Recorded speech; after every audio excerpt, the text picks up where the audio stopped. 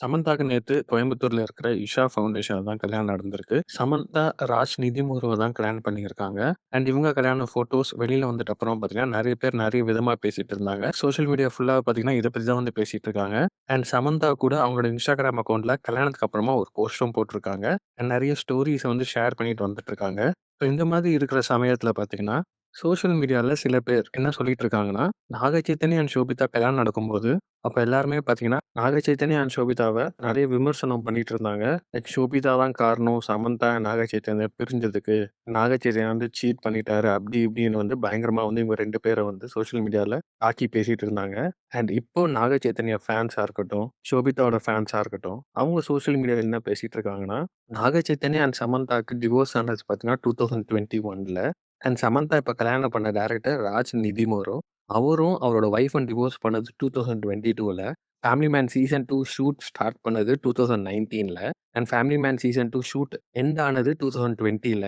Family man அப்போவே director Raj நிதிமுருவுக்கும், சமந்தாவுக்கும் ஒரு பாண்ட் கிரியேட் ஆயிருக்கு. அதுக்கப்புறம் தான் வந்து நாக சைத்தன்யாவுக்கும், சமந்தாவுக்கும் டிவோர்ஸ் ஆயிருக்கு. அப்படின்னு சோஷியல் மீடியால சில பேர் சொல்லிட்டு இருக்காங்க. இது மட்டும் இல்லாம 2022ல டிவோர்ஸ் ஆயிட்ட அப்புறமா சமந்தா வந்து நாக சைத்தன்யாவ இன்டைரக்ட்டா அட்டாக் பண்ணி நெறைய இடத்துல வந்து பேசிட்டு இருந்தாங்க.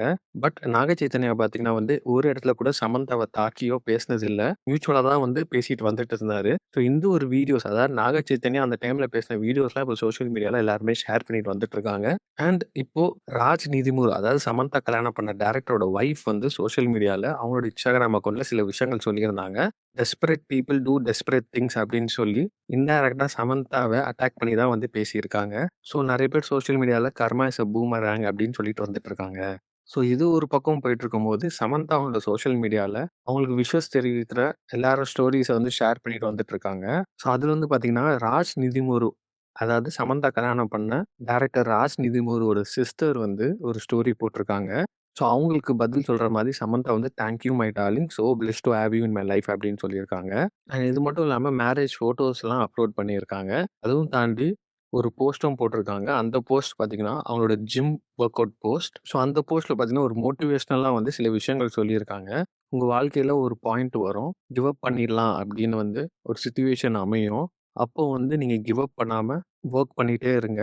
ஏன்னா ஃபியூச்சர்ல நீங்க பட்ட கஷ்டம்லாம் எப்படி தாண்டி வந்தீங்க அப்படின்னு நெனச்சு ரொம்ப கிரேட்ஃபுல்லா ஃபீல் பண்ணுவீங்க அப்படின்னு வந்து சமந்தா சொல்லியிருக்காங்க. நீங்க இந்த வீடியோ பத்தி என்ன நெனைக்கிறீங்க அப்படின்னு கமெண்ட் பாக்ஸ்ல கமெண்ட் பண்ணிட்டு இந்த வீடியோ பிடிச்சிருந்தா லைக் பண்ணுங்க, ஷேர் பண்ணுங்க. மறக்காம வீடியோக்கு சப்ஸ்கிரைப் பண்ணிட்டு அப்படியே இந்த பெல் ஐகானையும் கிளிக் பண்ணுங்க.